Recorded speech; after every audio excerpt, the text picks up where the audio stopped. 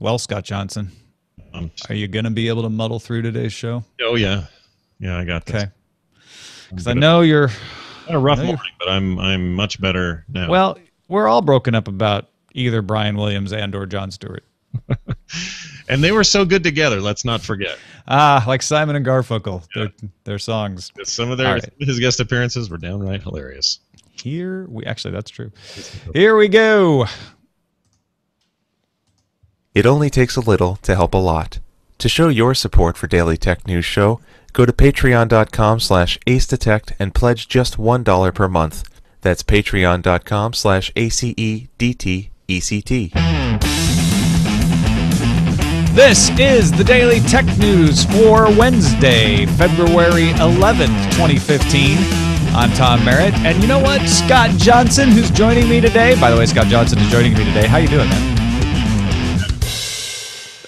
I feel like I love the theme music, and I've heard there's a couple people out there that don't love the theme music, but I absolutely adore our theme music, and I don't thank Martin Bell enough for coming up with that theme music. I'm still shocked that someone doesn't like your theme music. Yeah, there's always one in every crowd, but I love it. It gets me pumped up. I think it's great, and so thank you again, Martin Bell. I don't thank you enough. Scott Johnson is here. Scott and I are going to talk about how science has justified the fact that we don't want to put fitness trackers on our bodies. That's true, and I don't know why that is. I just knew that science and I must get along because I just kind of was doing that anyway. That's because you're made of science, Scott. I've heard before. All right, let's get into some headlines. Dan Lueders made that little bit. Thank you, Dan Lueders. Ars Technica reports that some users of Samsung TVs... Yeah, this isn't about voice recognition, folks. Samsung TVs in the news again. Some users saying a Pepsi ad with no audio, so it's obviously a bug, is being inserted into their movies every 20 to 30 minutes when using either the Plex or the Foxtel TV apps. At least those are the two being reported.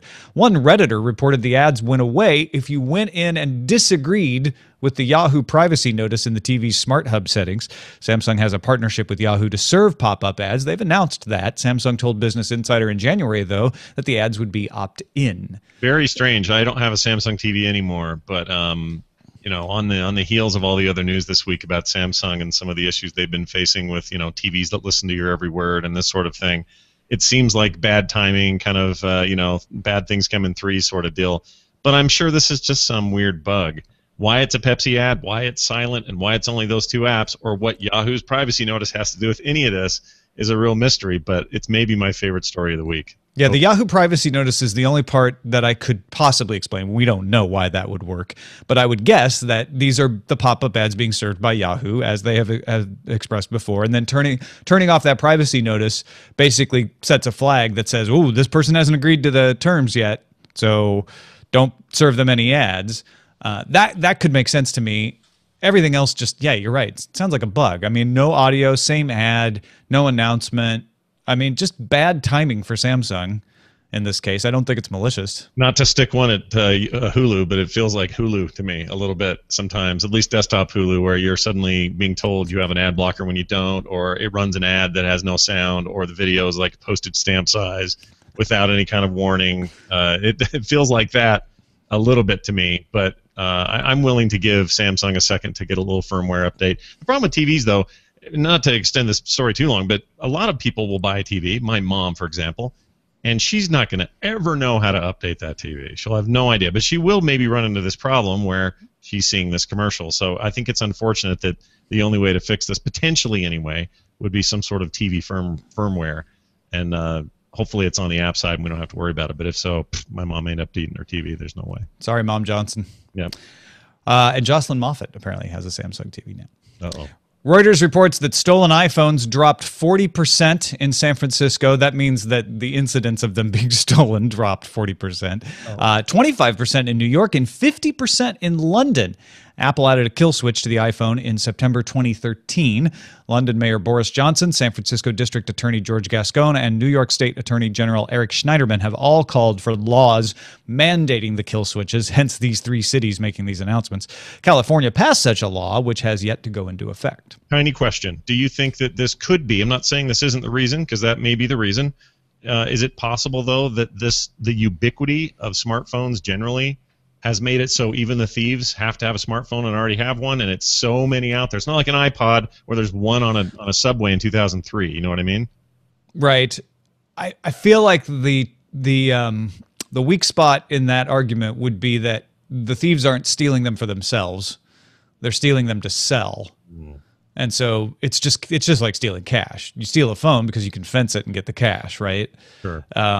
So the question would be, and I actually think this does play back into your argument, are they getting as much cash as they used to? And is the decline partially in response to the ubiquity of smartphones and that they just can't sell them for as much as they used to? Yeah, that seems like a reasonable idea. Plus, my goal today was to insert the word ubiquity, and it's going to be ubiquitous in this show now that you've inserted it. Great. But yeah, I would like someone to tease out those factors. However, I do think the kill switch probably has something to do with it. In fact, it could be a combination effect where thieves realize, price of these smartphones is going down, can't sell them as easily now because of the kill switch. There are ways around it, but it's starting to be more trouble than it's worth. I think I'll target something else. Yeah, and they probably take that factor, combine that with my theory, and that even further probably diminishes the theft, because not only maybe having a hard time selling them, enough people have them where the prices are driven down. Is it worth the risk of stealing? Whatever.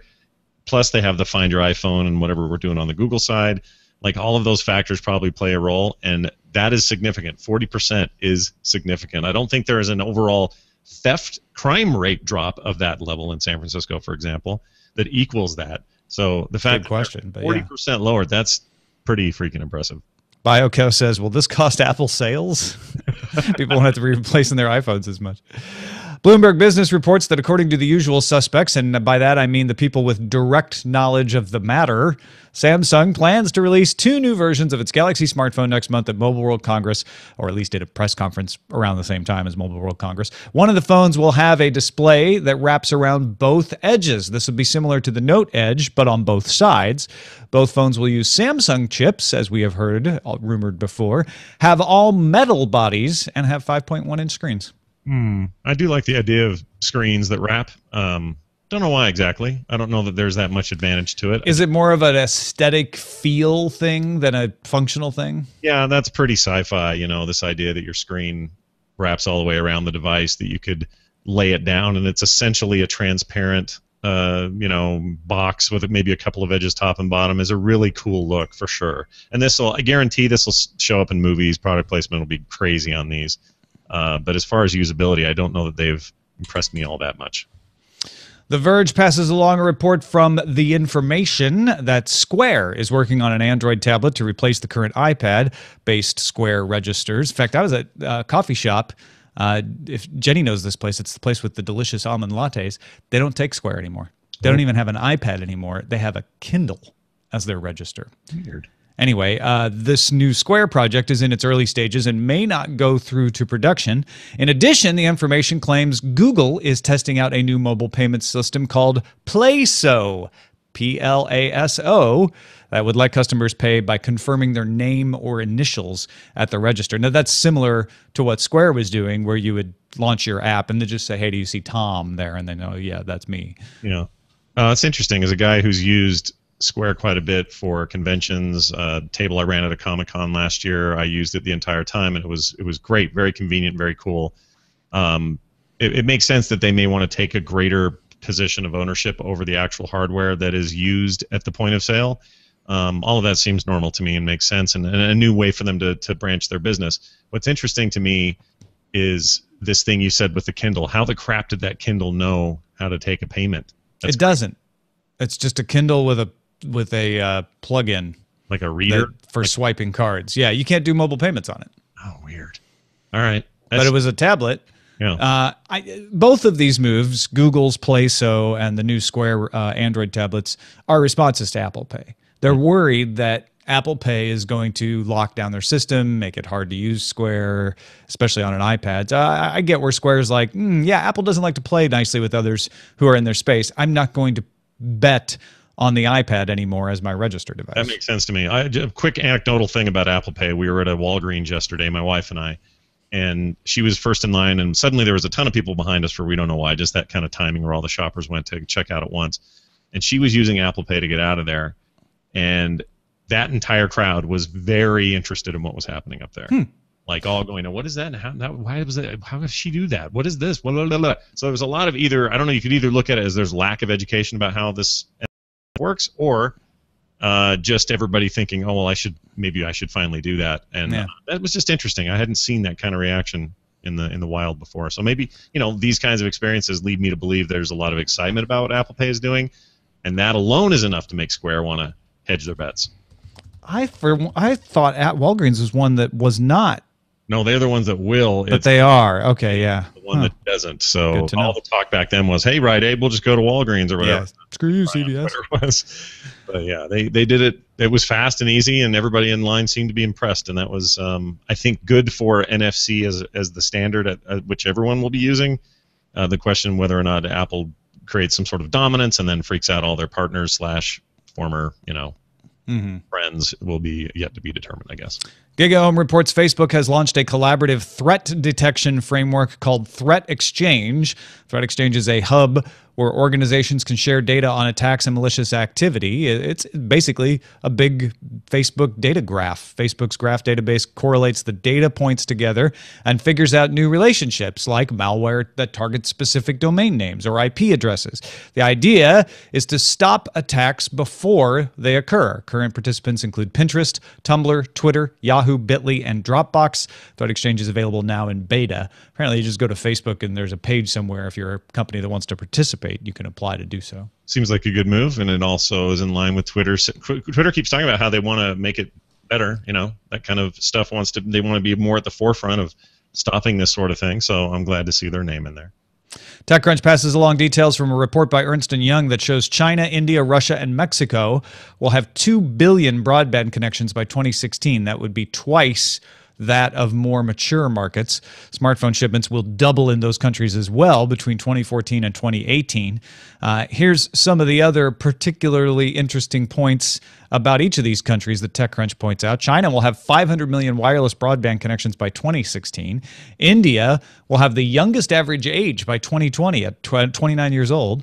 Russia has the highest penetration rates for broadband service right now, and Mexico's population has the highest per capita consumer spending of the 4 countries mentioned at $11,000 per person. So if you're looking at a place to start up a new business with a lot of growth opportunity, I mean, we hear that about China all the time.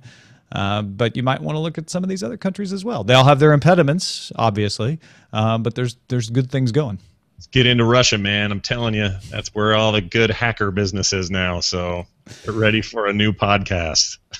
Reuters reports that China's Potavio will begin selling Yodaphone 2 later this quarter. It's the first mass market distribution deal for Yodaphone. The Yodaphone is that one that has 2 screens. One screen that's kind of your typical screen for calls and apps and stuff, and then a second always-on screen that does display notifications as well as some mini ebook reading. I would buy one if it was a Yoda phone with a D. That'd be all right. So certain are you that you would buy that. Yodaphone's interesting. Like, a lot of people love it. It's got a cult following, but they really haven't been able to get it to catch on. So getting a big marketing deal in China. I mean, we were just talking about these are 2 of the markets. Yodaphone's a Russian phone working together here. Interesting to see that happen. See if that actually helps Yodaphone catch on. China's a really competitive market, though, so it's not a slam dunk.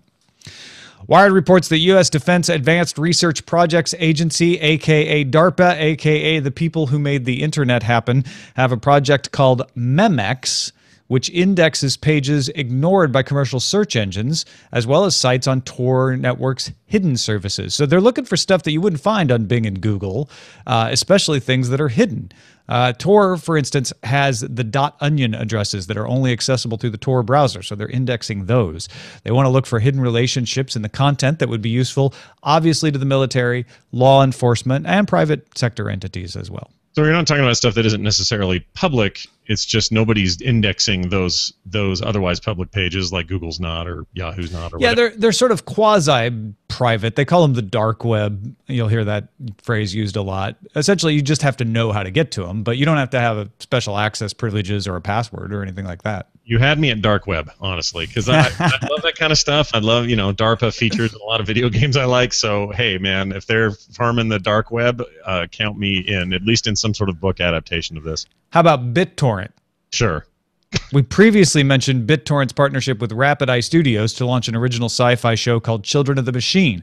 For those of you who don't know, BitTorrent is not an illegal system of distributing pirated movies. BitTorrent is a company that created a protocol that makes it easy to do decentralized distribution on the internet, and a lot of people sometimes use the protocol that BitTorrent created to do things that infringe copyright. But BitTorrent itself is a perfectly legal company, and they're trying to get into the content distribution game more and more all the time. Today, BitTorrent announced a revised distribution plan for Children of the Machine. It's going to launch in late 2015. It was supposed to launch in December, and it didn't, but it's going to launch in late 2015 as an ad or as a free ad-supported video through BitTorrent bundles. Or you can pay $10 for a no-ad version with bonus features. Also, BitTorrent's chief content officer and his team are moving from San Francisco to Los Angeles to work with the Rapid Eye team on more original content. The partners intend to launch shows with a 30 to 60-day exclusive window on BitTorrent. Well, it's interesting to see them get into that business, but also it will be more interesting to me to see how the technology behaves. The way BitTorrent works kind of by default is it's great when everybody's sharing something, legal or otherwise, but give that 6 months later and you're like, I want to watch that old episode of whatever that's not the hot thing anymore. Will I be dealing with, performance issues and things? So you're talking about the use of the BitTorrent protocol by other people. Yeah, it's really hard for even people who know this to keep it straight in their head. And you said it's interesting to see that they're getting into this. BitTorrent has been in this for years. They have an entire movie store. They have movies from Sony that you can buy from BitTorrent.com. Has nothing to do with torrents out on the web. And that problem you talked about doesn't happen because BitTorrent doesn't have to hide a centralized server, so they can seed as much as they want. They can make this stuff work. It's the best BitTorrent experience you could ever have. But, man, talk about a branding problem. It is a PR problem. And also, part of my impression, and I think a lot of people's impression, come from actual legal uses of BitTorrent, where, say, your favorite MMO, and this is the way WoW used to do this. They would have BitTorrent seeds that they use for patches, and if you patched 3 months later, you waited all night long for that patch to come down. So, the experience and the name are very hard to dismember from one another, as evidenced by me today. There's a lot of great music actually on BitTorrent bundles. If you want to go check it out, go to bundles.bittorrent.com. It's got a lot of music, but there's some film documentaries in there as well. It's a really interesting platform that I don't think a lot of people realize is actually there, because, like you say, it's not wrong to say, oh yeah, my MMO updates using BitTorrent, because they are using the protocol. Yeah. Finally, some news from you. Thank you for submitting stories or just voting on the stories. If you voted, give yourself a pat on the back. dailytechnewsshow.reddit.com. It helps us put the lineup together every day. SP Sheridan sent us the Ars Technica story announcing that all major wireless carriers in the United States of America must start unlocking paid-off phones today. The FCC and the carriers agreed in 2013 to unlock devices upon request for anybody who has fulfilled their contract terms, whether it's a service contract or a payment contract, or anybody who pays the early termination fee. They can't punish you for canceling your contract. You cancel your contract, you pay the early termination fee, they have to unlock your phone for you. And if you're a prepaid user, you can get your phone unlocked as well, as long as you've had it for a year and you're a customer in good standing. That's pretty awesome. Seems like something we should have already had being enforced. Once again, I feel like we're always late to the game here in the States, but this is a good thing, and I have a couple of examples in my household where we're ready to do this very thing. A couple of older phones that the kids are using, and that's awesome. So way to go, I guess, FCC. Yeah, it'll be interesting to see how easy this is in practice. Yeah. Even though they have to do it, right? I was going to say, my misgivings are, well, let me walk down to my AT&T store down here at the local shopping center and let's see how this process goes. Maybe that'll improve with time, but I think initially there may be some confusion. Not everyone's been trained. Are we allowed to do this or not? Is it going to be a big wherewithal? Are they going to try to charge us for that? Like, there's a lot to be answered, but I think it's the right thing to have these carriers do. All right. Habituela Kundulce sent us the Reuters report that the UK will make it legal to test driverless cars on British roads next summer. Other countries have done this as well. It's part of developing driverless cars in your country. A person has to be present, has to be able to take control of the car if necessary. That's pretty typical. British Department for Transport is working on a code of practice for driverless cars, which will be published this spring. You see one of those? Is it the M5 I'm thinking of? The big, is that the name of their big highway? That's one of the motorways. Yeah. All the talk of driverless cars is interesting. Always very interesting to me. I can't wait until we get to a day where this is a real thing. And we've talked about it a bunch on our other show, Current Geek, as well. And I think it's awesome. But that first couple of times you see these, when we get to that stage that they're just sort of happening, that's going to be a real shock to the old system, you know? When you're looking at video of Milton Keynes, is that what it's called? The planned city, yeah. And it's all driverless cars. I'm imagining that they're little PT Cruisers or something. Something like that. And I'll have Union flags painted on the... Perfect. Here's my prediction of the future, and this is the only prediction I'll make today of any real merit, all right? No offense to your name. Here it is. No problem. I predict that we are going to be forced to have some sort of mannequin-looking dude in the front of those cars, even if normally maybe there's a seat where you sit. But let's just say, for example, you're in the back seat. There's going to have to be some kind of robot creature thing, something there that represents a person. Think airplane and that weird blow-up captain that'll have to be there to remind people that, oh, that's a driverless car, but I'm not so shocked I'm going to swerve off the road because during this transition I need to know that there's somebody up there. It's got like a baby on board sign. Like, you just need it's probably a good idea for insurance reasons to put a mannequin in there. Yeah. Just saying. As weird as that is, I think that's what they'll do. And that is a look at the headlines. All right, science. It's actually a research letter. I'm overplaying my hand when I say science says this, but they've done a study. Nobody's really looked into fitness trackers and said, are they actually effective? Do they actually improve our fitness? So researchers are starting to do that. Researchers from the Perelman School of Medicine and the Center for Health Incentives and Behavioral Economics at the University of Pennsylvania spearheaded this research that is published as a research letter in the Journal of the American Medical Association, JAMA. They should just call it JAMA all the time. They want to evaluate the accuracy of smartphone applications and wearable devices compared with direct observation of step counts. So what they did is they got 14 participants to do 56 trials on a treadmill, walking 500 and then 1,500 steps twice. Here's what they were wearing. On their waist, they had 1 pedometer and 2 accelerometers. On their wrist, they had 3 wearables. And in their pants, they had 2 phones. One of the phones had 3 apps running, and one had 1 app. So they had 6 wearables and 4 apps all running at the same time. And they found that apps, and at the same time, they're directly observing, making sure that, like, this is the actual count of steps. The apps counted between under 6.7 to over 6.2% from observed. So pretty close in. Usually the kind of conventional wisdom is, these step trackers are about within 10%. Well, these were within 6.7%. Pretty good. The devices, on the other hand, were between negative 22.7% to negative 1.5% from observed. And they even say that the negative 22.7 was the Nike Fuel Band. Overall, if you don't count the Nike Fuel Band, trackers were within 10% of each other, and most of them were fairly close. So the takeaway here, according to the letter, is that they were all fairly close. The apps, which were running Moves and the Fitbit app and the HealthMate app, were just as accurate as the trackers. Yeah. They didn't need the device. They weren't better necessarily, but they were close enough. No reason to wear a device. Now, I've been feeling sort of like I'm, behind the times because I just use my phone when I go running to track myself. But apparently, science says I'm in the right. Well, it says I'm in the right too, and I've tried these devices. I had a Fitbit. I also had a Fuel Band, 2 Fitbits, in fact, one of the little tiny ones, and then one that was the bigger clip-on one from back in the day. I say that was like 3 years ago, I guess. And my experience was that I would lose those. I washed the Fitbit once, and to their credit, they were awesome. I told them about that, and they sent me a new one, which was totally cool.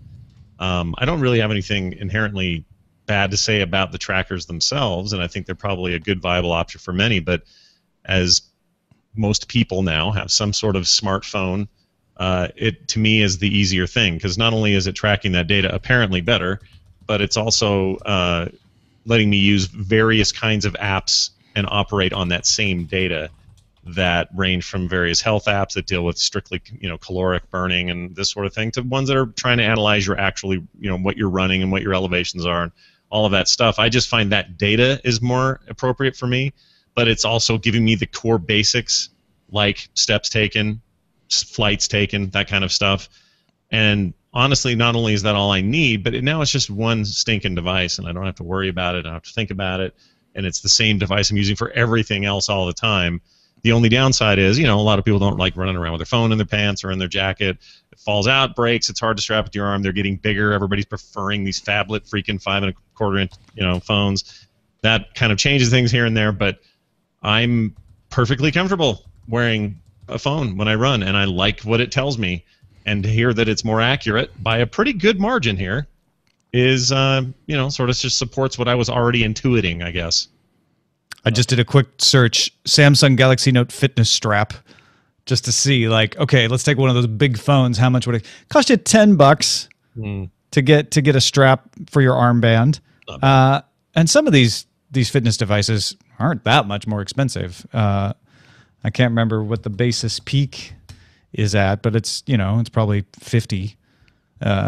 So anyway, speaking of a guy you'd want to rob, it's this dude with all these devices strapped to him for this test. Holy crap. He's worth a few grand. Don't give people ideas. This is research. This is done in a safe situation. But yeah, no, this is it's kind of a crazy visual, isn't it? Yeah. Basis Peak is the Basis Peak is $400. No, there's a $100 one. All right. Yeah, it's cheaper to buy a band and strap your phone to yourself and use that. And the other thing is 65% of adults in the United States carry a smartphone. 1 to 2% of adults have some kind of fitness or wearable device at all. The irony, too, is I think the combination of the two is what's really going to be the big deal in the future. So, yeah, you don't want to pull your hand, get your sweaty hand all over your phone and flop it around and drop it by accident, or not have it in a place that's strapped that's easy to get to, or you don't want to move your headphones around to get the thing out or whatever. I understand that. So now these different, watches that are coming out, Apple's got their thing coming. You got all these Google-based watches. What's the other one? The one that was on Kickstarter and I forgot the name. Anyway, that one. The Pebble. Thank you. Yeah. Those all have so much great integration with the phones themselves, both currently and potentially, that if you're missing that quick feedback of lift your wrist up and look at a thing, well, that solves that. So it's like the phone part is the pivot point, and the devices are going to have to get better at working in real time with the phones, not the other way around, or not syncing it later. Like, that was a big pain for me. You lose stuff. You forget you had it on your pants. Like, you're not doing that with your phone because you're worried where that freaking thing is all the time. And if you've got a watch on, well, that's on your wrist all the time. So I feel like this data supports the phone idea, but there's a future coming up real quick here where it is a combination phone and wearable in a much more, practical way. Although, what can the watch do that the phone can't? Well, it can do heart rate monitoring, right? Because it's on your wrist already. And it can do some temperature monitoring that your phone couldn't do. There's a few things, but you could do those with headphones. Yeah, and those if you don't want it done all the time. And that stuff's sending to your phone, and so you still have that. You have that symbiotic relationship happening. Whereas with a lot of the devices, I know many of the devices do, but a lot of those devices don't, and they don't feature that kind of quick feedback. And it's another device that, again, is on your wrist all day, sending you all kinds of other notifications. So you've just got this multi-use convenience thing happening that a Fitbit isn't necessarily going to give you. I would really like it if what I hope happens out of the Apple Watch thing is that a ton of other device manufacturers, because that stuff is so open on that phone and the stuff you can do on Android is so open, with how that app will interact with other devices. I just hope there's a ton of those kinds of wearables, so we're communicating more with the phone and less separately. I hesitate to call Apple open. Not I open. can't use my Apple Watch with an Android phone, for instance. That's a good point. But I know what you mean. There's a platform that people can develop for, so it loosens up the restrictions a little bit. Sure, they can make a device that communicates with that health stuff. Android's more open. I'm just without a question. Yeah. On the other hand, Canalys estimates that 720,000 Google-powered smartwatches shipped in 2014. That's out of a total of 4.6 million total wearables. So Android isn't making a lot of headway right now either. My thing is, like, you're totally right about the watch being the more useful wearable, even for fitness tracking, but I'm not sure people want that yet either. I'm not sure I even do. It's funny because I'm actually sort of pushing for it with what I'm saying, but I'm actually not all that interested. Like I'm a kind of an iOS guy. I'm not really ready to buy that watch yet. It's not been proven to me. Now that on the fitness side, somebody may blow my mind with the first use of that thing, and I may go, oh, okay, well, clearly we got to do this. But right now, I'm not sure I want a watch. I haven't worn a watch in 20 years. I don't know if I want to start now. We've got to have a couple of emails today to get to in a second here about health information. These are in regards to Google providing more health information in searches. We talked about that on yesterday's show. But first, I want to get to our pick of the day. It's a dual pick. Jamie in beautiful British Columbia wants to recommend Logical Increments at logicalincrements.com. He says it provides you a list of the best components for building a PC at several levels. Start for $200 if you've got nothing, up to a monstrous system for $4,000. Each tier gives you a choice of 3 for each component, the price, and a link where you can purchase it. All items in each tier are also designed to work best with other items in that tier, a great resource for anyone wanting to build their own system. And if you're like on the other end of the scale, Carl Cornell would like to submit howtoreplaceyourpc.com, meant for people who aren't listeners of Daily Tech News Show. Just use a computer, and occasionally they need to get a new one. The site covers Mac and Windows desktops and tablets and phones. If someone comes asking you what computer to buy and they are not an immediate family member, Carl Cornell always sends them to this website, howtoreplaceyourpc.com. Now, I've looked at both of these. They seem okay. I haven't really used them. I haven't recommended them, but these two listeners do. So there you go. Both ends of the scale.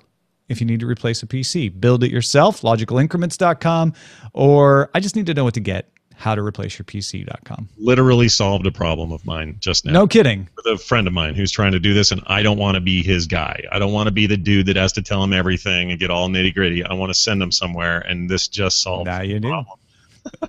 Awesome. Yeah. Send your picks to feedback at dailytechnewsshow.com. You can find my picks at dailytechnewsshow.com/picks. All right. A couple of quick comments on the Google medical search. You heard about this story yesterday, right, Scott? I did. Yeah. They're going to surface things in the sidebar. They're vetted by doctors. John Shea points out, John says, when I was going through medical school and subsequent residency training, we did much of our searches on PubMed, a repository of medical journal abstracts and textbook indexes. However, I've noticed that my colleagues, along with most of the newer generation of med students, are replacing PubMed searches with Google searches. Oftentimes, you can get to the same PubMed journal abstracts through Google search, as well as find other related resources that are not in PubMed. As an example of this shift, there was a study done in the British Medical Journal that showed how Googling for a combination of keywords or symptoms can result in the correct diagnosis more than 50% of the time. Now, while there may be a disconnect between the Google results, even if curated, and a patient applying that result for medical treatment, the same disconnect may not be present if the end user of the curated result is not the patient, but rather the doctor. Mm. So yeah. John says this could be useful for doctors. Seems like. Is it me, or have they already started to kind of do this? I just noticed yesterday I was doing a search for something, and I got a bunch of medical stuff that I don't remember Google giving me before that wasn't just standard. It's supposed to be rolling out as of yesterday, so you might have run into it. I had wondered about it. I didn't know it was part of the story that dropped, and I thought, oh, well, that's coming later. This is just them, kind of like they do with Wikipedia. You look up an actor, and you get a lot. That's exactly what they announced yesterday, and they said it would roll out over the next couple of weeks. That's pretty fast, though. Yeah, that's pretty quick. And it was, I got to say, pretty helpful to have kind of the immediate thing you needed right there. I was basically looking for drug interactions for a certain kind of pain medication. Oh, wow. Well, then I don't have to go to WebMD or 400 other forums or any of this other stuff, which, you know, there's always this question about Google rolling out these services and whether or not that undermines actual results, or that their desire to get their site noticed for having good answers. And I don't know that I'm worried about that as a user, but I could see why people are concerned about that a little bit. Yeah, we talked about that yesterday, and Greg Sterling's argument on Search Engine Land that we passed along was that the idea is that we'll promote for better, deeper articles that you'll want to click through eventually if you want more information. Yeah, that's good stuff. Christian wrote in and said, I don't think that Google is necessarily all about doing everything algorithmically. I think they're about doing things with data that are really hard.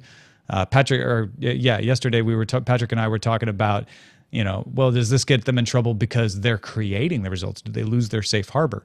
Christian says presenting indexed medical information in the margin of search results is at this point probably pretty easy for both Google and Microsoft, but hiring doctors and medical illustrators, as Google did, to improve those results is much more difficult and means that Google has just raised the bar once again. Hard to disagree with that. I think I agree with the sentiment. And it's interesting the way he put it, that they're interested in doing things with data that is hard. Not just hard, really hard. And if you think about the great things Google has accomplished over the years, one of them is giving us data that we are asking for. And it turns out that seems real convenient and easy from our eyeballs. It turns out that's very hard. And I'm all about them continuing that trend, and this seems like a place to do it. Aaron Traffis from smoggy Sharon, Kansas, spent the better part of last week at the Iowa Power Farming Show in Des Moines, and he says drones were everywhere. 5 vendors and several presentations were focused on unmanned aircraft, UAS, for agricultural use. Fixed-wing Ag Eagle to the more traditional crop copters to freakish contraptions with 8 to 12 rotors or more. Most of these UAS are fitted with near-infrared cameras to measure crops' nutrient seeds or thermal cameras for livestock reconnaissance. I heard prices ranging from $6,000 to more than $30,000 depending on the dealer, because you can't rent them. You got to buy them because the confusion over FAA regulations. Nobody wants to sell them as a service. Anyway, Aaron says he wants to know ways he could adapt a consumer drone to fly a set pattern over a field for mapping purposes or to add different imaging abilities because he doesn't want to pay $30,000 for a drone. That's a good point. What's the one that was all the rage at CES that would let you, well, it would essentially follow you, and it would do that based on stuff from satellites that were pinpointing where you were. I don't remember the name, and maybe there's multiples. I just remember being kind of impressed by that. But it seems to me that it wouldn't take that much to figure out how to get that same satellite data to say, here are the 4 pinpointed areas of, let's say, your giant field full of corn, and we want you to make a rotation around that thing 8 times a day from this time of the day to this time of the day, and it should be able to do that. So I don't know that what he's asking is all that difficult for at least that device, and with some modification to programming. No, I think what Aaron was saying is, I know somebody out there in this audience knows how to do this, so let me know. Yeah. And he is at Traffis, Traffas on Twitter, if you want to let him know directly. Speaking of letting folks know, Joe Walker had called previously looking for a replacement for SoundGecko, and we got some great suggestions for him. He wanted to thank Allison, Jeff, and Byron, whose particular solution is close to his current workaround, and also thanks to Brian, Jeremy, and Paul, whose email suggestions were incredibly helpful. He says the final missing piece to the puzzle is some way to send a hyperlink to a web article and get back just the relevant text in a document or an email. With that missing piece, he could truly replace SoundGecko's functionality with yet another IFT recipe. But thanks, everybody, for sending along stuff to help Joe out. That was really awesome. You guys are great. Yeah, very cool. Community, Tom. I know, man. The Tadpool, the Diamond Club, they're the best. They are the best. Thank you, Scott Johnson. You are also the best. Oh, I don't know if we can all be the best, but I'll tell you what, I really love being on here, and thank you for having me. It's been a blast as always, sir. Twitter.com/Scott Johnson, frogpants.com to get the 5,000 podcasts that Scott hosts or is associated with, including this one. In fact, we want to make that more formal. So if you would like, you'd be crazy not to want to rope Scott into doing this more regularly. So if you have not helped us out on Patreon, and if you think the show's worth it, if you get value from the show, and if you can afford to give a little value back, that's all we ask, $1 a month. If everybody did that, we'd have way more than we needed. So go to patreon.com/acedetect. You can get all the links at dailytechnewsshow.com/support. We're getting there, Scott. Yeah, we'll rope you into this. You can't escape. one day we get there, and when that happens, oh man, the gloves come off. You just won't even believe how it'll be. Excellent. Don't forget you have a voice in what stories we cover at our subreddit, dailytechnewsshow.reddit.com. You can email us feedback at dailytechnewsshow.com. Give us a call, 51259-DAILY, and listen to the show live at alphageekradio.com. Our website is dailytechnewsshow.com. We'll be back tomorrow with Sarah Lane from TechCrunch as our guest. Talk to you then. This podcast is part of the Frog Pants Studios Network. For more information about this and other shows, visit frogpants.com. Audio program so good, it's like you're there. Diamond Club hopes you have enjoyed this program. And there they are, side by side. Yeah. Frog Pants and Diamond Club. Brilliant. They're the best, and they are incestuous. Not in a horrible way, but in a good way. Yes, in the good way. They cross their streams. That's fine. That's fine. We don't mind. Nope. We're all adults here. All good. That was Good job. I enjoyed it. I like that show. Sorry I yapped so much. I think I made us go a little long, didn't I? You know, we've been going a little long, so you didn't make us go any longer than we've been going. Okay, good. That'll be good. Hey, is this Sarah's first time on since she went to TechCrunch? Yeah, and you know, I feel bad. She's iPad today still as well. But yeah, since she took her new gig at TechCrunch. Cool, man. And she's in New York, right? No. Well, I think she might have traveled there. She's still in the Bay Area as far as I know. Maybe it was she went to the offices there to train or do something. Yeah, she probably went out there for some kind of Because I saw a lot of complaining about the weather and missing. And I thought, oh, is this permanent? But I guess not. That's cool. Well, good for her. I'm excited for her. That's an awesome. Yeah. I'm looking forward to it. Haven't talked to her on a podcast in a while. I talked to her in person. Yeah. Phone, stuff like that. Sure. Yeah. She is mighty. Mm-hmm. She is mighty, mighty Aphrodite. Mm-hmm. That I know. This I know. This I know and believe. I can tell you this. You're the real judge. How'd it go today? Everything good? Oh, it was a terrific show. I was super happy with it. Oh, good. I would like more shows like that, dear patrons. Yeah. Yes. That can happen. If only you. Ready. Except all the people that are in the chat room right now are like, yeah, we're already we back in did the it. Guys, come on. We did it. You guys rock. You're fine. Me asking the tadpole to punch it up a notch. It's like, no, they're punching it up. They're there. Yeah. Tell your friends. So good. Exactly. That's all. All we ask. Ask not what your podcast can do for you. Ask what your friends can do for your favorite podcast. So, Scott, how is the Nerdtacular 2015 planning coming? Coming along. It's funny you should ask. We're going to do a Q&A video tomorrow night. Well, I should say I am and Corinne is. And then we're going to launch the new website tomorrow, which is way more conference friendly. And tickets go on sale on the 25th. And all the panel-y hoo-ha and stuff is forthcoming, but all that's coming. None of that's decided. Sweet. Because Tom will be involved. That's awesome. Yeah, it's going to be awesome. I can tell. Maybe I should let this leak here. Should I? Maybe I should. Mm-hmm. All right, I have a super rad guest coming. That's huge.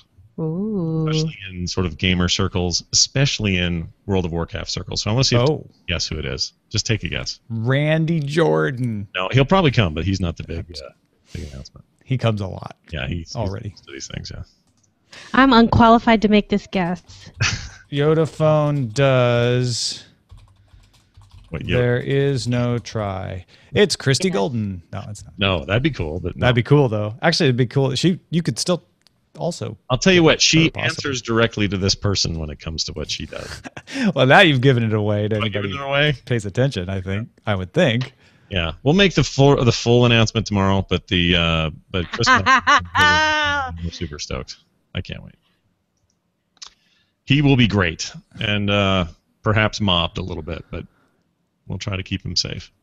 You have Polda Johnson. I have. Yeah. That's what she said. It's amazing. Yeah. I actually. So you guys didn't hear the name. I think Jeannie laughed over it. You didn't hear me say it. No. You want to hear it? Oh no! Yeah. All right. It's Chris Metzen from Blizzard Entertainment. He's coming, and his wife Kat. Wow. Formerly Oh, Cat's gonna come too. Nice, We're getting a little couples getaway. dude. That's all star. Yeah, it's huge. He'll be on some panels. He'll be part of the All Stars thing. So he's not just like flying in for a quick appearance and then heading out. He's gonna be there the whole weekend. All weekend. Yep. No kidding. Yep. Wow. Very nice. Out having fun. I've promised him that it's less crazy and insane than BlizzCon, which it should be. Oh yeah, I mean, well, certainly in numbers, but also especially because he has to actually work. right. He doesn't have to do that here. Plus, everyone's so freaking nice. Yeah, it's not like there's weirdos. So he's besides us. Well, yeah, we're pretty weird, but I mean, Tom did put on a bed sheet last year, and he did. No, I'm not going to deny it. What he does, but it's fine. It'll be. You know, when you say that, it sounds really bad. I know. That's why I said it. Tom Does put on it? a bed Does sheet. it, Roger? Did you have to point that out? It was on a stage in front of 1,500 people. Does that make it better? Right.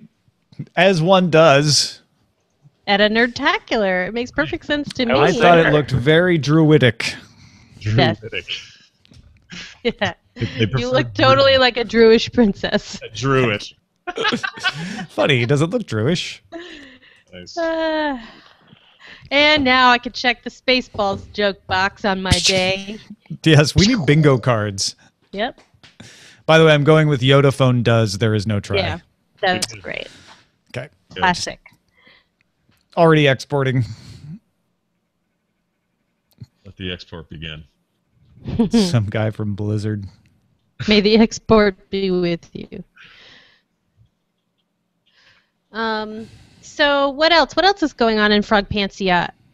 I don't know. Always a million things, but I've been trying to listen to the morning stream, but it has a weird habit of breaking my iPhone by being too big, which means my iPhone is too small. Really weird. Yeah. Yeah. Big. Like the files are too big? Yeah, not like your file is too big. Like my iPhone is the stupid small iPhone, and it can handle one podcast and some music and never enough of my pictures. So I'm constantly doing the manage situation. Yeah. But I listen on my laptop. You should I've been listen getting more. DTNS on there. You should listen to that. It's really fun. We it's the funnest. It's of all the pillars of the network. It's the most fun we have. Yeah, that's what I've been enjoying lately on the laptop, as well as that and the Phileas Club. Those are my two mega-sized podcasts. Yeah, Philly, what was the first one you were saying? I'm sorry, I was distracted. The morning stream. Oh yeah, TMS is awesome. Especially nowadays. Well, except for today, but usually because Tom's great on there. Mm-hmm. You had to cancel today because it was too awesome with me and Nicole Spag, huh? I didn't. You're like, no, it's not fair to the other days to let them go today. It would just throw off the average for the whole week. Yeah, I get it, man. Sometimes you got to throw me and Nicole in the bullpen. Yeah, it's you can't have too much. I mean, you don't eat the whole bag of Oreos. Not every time. I always have to spell this out for people. Every other time. You know, it's funny with Oreos. I've always preferred the knockoff Paul Newman ones. I The do Numinos. too. Numinos. I'm with you. Oh my gosh, I can't believe someone else admitted to that. It's I think Yoda said it best. We are numinos beings, not this crude matter. but It doesn't work, Tom. almost even the off-brand, like go to the store and buy the off-brand ones. I usually prefer those. I don't know what's up with that. That's weird.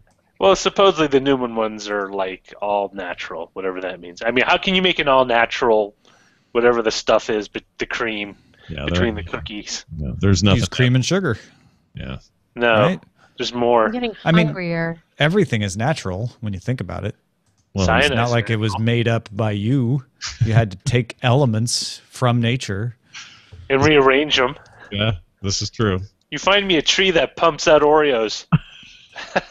I don't believe. Find me an Oreo that wasn't made from matter that once was created by something else in nature. Dinosaur. Find me an Oreo that wasn't once a dinosaur, Roger. Find me that. That's a good one. That sounds like a social metaphor. It's like on a sign. It's on a placard. Yeah, you could create some real derision with that statement. Dino Oreos. Mm-hmm. Ooh, Oreos in the shape of dinosaurs. That could never go wrong. My mother-in-law literally told me, I know this is kind of a joke for a lot of people, but she literally told me, now keep in mind, she's a little racist. She's a little bigoted. A little racist. Oh, this should be great. Yeah. She's from the South, the very deep South, has a lot of built-in stuff. We're working on her, and she's older, so she's kind of stuck in a few ways. Anyway, she once told us that dinosaur bones did not, they were fake and were buried by Jews. Oh my God! In like the 40s. That's what she said. In the 40s. I have relatives. There are relatives in my deep history like buried that. dinosaur bones? No. Only half of my relatives. Now it can be told. I'm only half Jewish, so only half of my relatives are dinosaur bones. Half of them were buried dinosaur bones. What were the other half doing that you were about to say? They were complaining about the other half. Yeah, exactly. Half of my family descends from slightly after the Mayflower ships, and half of them, the other half, are various immigrant populations from Eastern Europe. So, that never goes wrong. That never goes wrong. Always say. But yeah, every once in a while, even my parents, who are really urban, like they're city people, like every once in a while, there's just something from the age group that just roars out, and you're like, wait, what? Yeah, it's definitely it's generational for her. It's regional. It's generational, but it's age based. I've noticed. Yes, like very much so. Even people I've known for a long time that are professed, open-minded liberals, as they get older, they say stuff that, like, what the hell did you just say? Someday that's going to be us. Just because I think as you age, your ability to self-censor yourself diminishes because you don't care. You're like, oh, it's like I'm done. I have another 20 years left. That reminds me, we should record East Meets West Sunday. Sunday, not Monday. Or Monday. We could do it Monday. Yeah. I have a class also. I was just thinking of two old men saying things that they probably shouldn't, and that just reminded me that we should record our show. I like the idea of a bit that's called Future Racists, in which the things that we all think are super PC now in like 50 years are just going to be the most racist thing ever.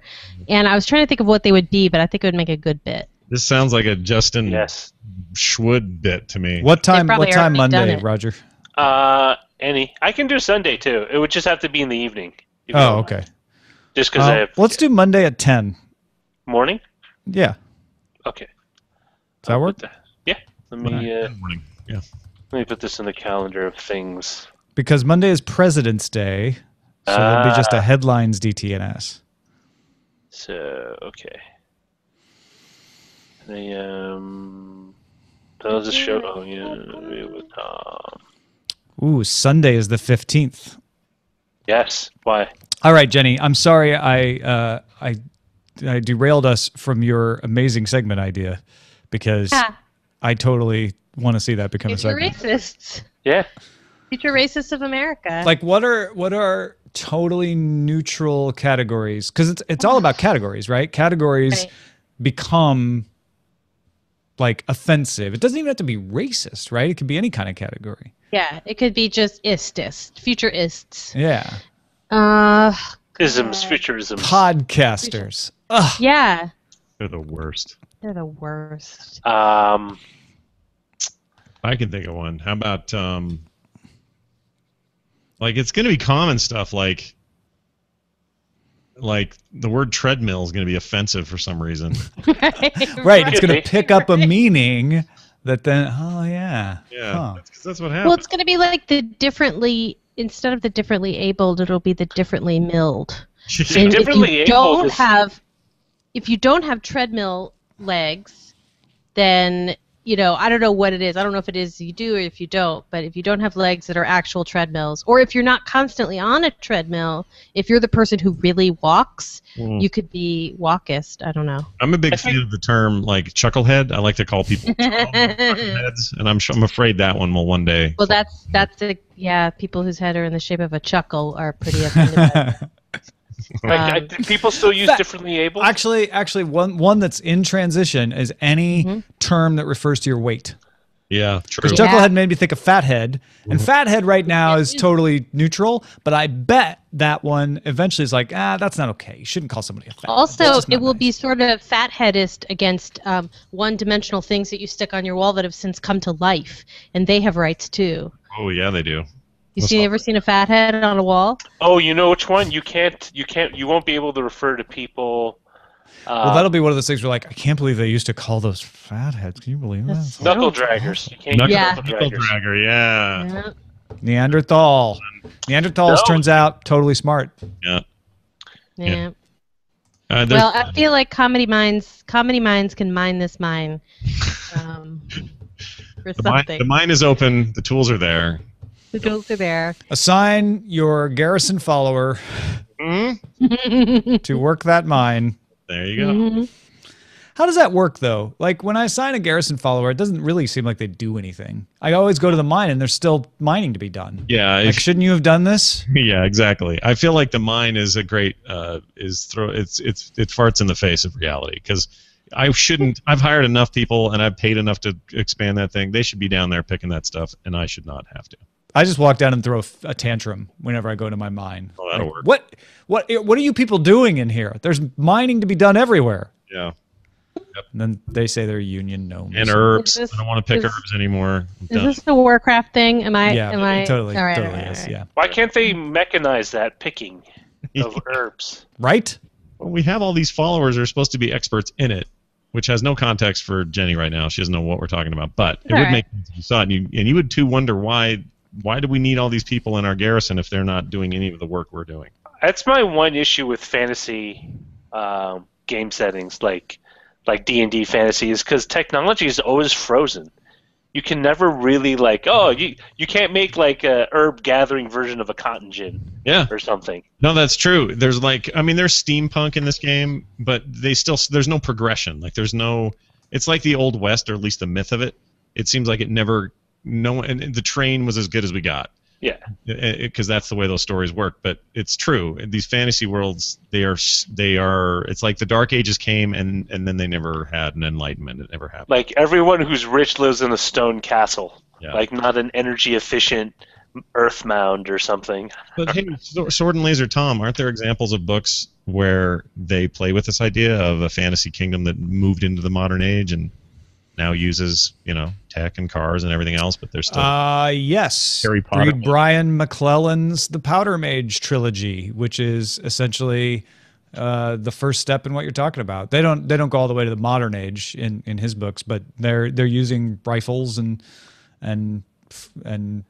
basically they can use gunpowder as magic. But there's magic, and so my issue is like at some point, when you start explaining away the magic and stuff, it becomes less magical, and it just becomes more like an alternative science. Well, it becomes like American Gods, kind of. Yeah. Or Patrick Rothfuss. He's got a science that is the magic. Magic is also a science. Yeah, which is that's a good example. Although I can't quite get the time frame of that, like the relative time frame of those books. I think people like stuff to be trapped in an era. I think our minds like our stories there. When they start to move out of it, it starts to feel, you like MASH, but you don't like After MASH. You like, Mad Men. You like Friends, but you don't like Joey. Yeah, but like if you like Friends, or not Friends, if you like Mad Men, part of that is because of the milieu he's in, and the minute you start getting too 70s, it starts to break. Yeah, which is why it's smart for them to end it in '69, because as soon as you get into the '70s, suddenly it doesn't feel like Mad Men. Because suddenly it's Welcome Back Kotter. Right. Yeah. And high inflation and oil shortages, protests. '60s were the last bit of style we had for like 20 years. You don't consider the '80s style? The big shoulder pads on women? All of them looking like an inverted Dorito chip. Roger, that's a Doritoist. Yeah. Oh, there's a term you can't use, Dorito. That will be a system. No, Dorito specifically. Chippist. That's all right. On that chippist note, we are out of here. Thank you all for watching, and I hope you have a pleasant day. We'll see you tomorrow.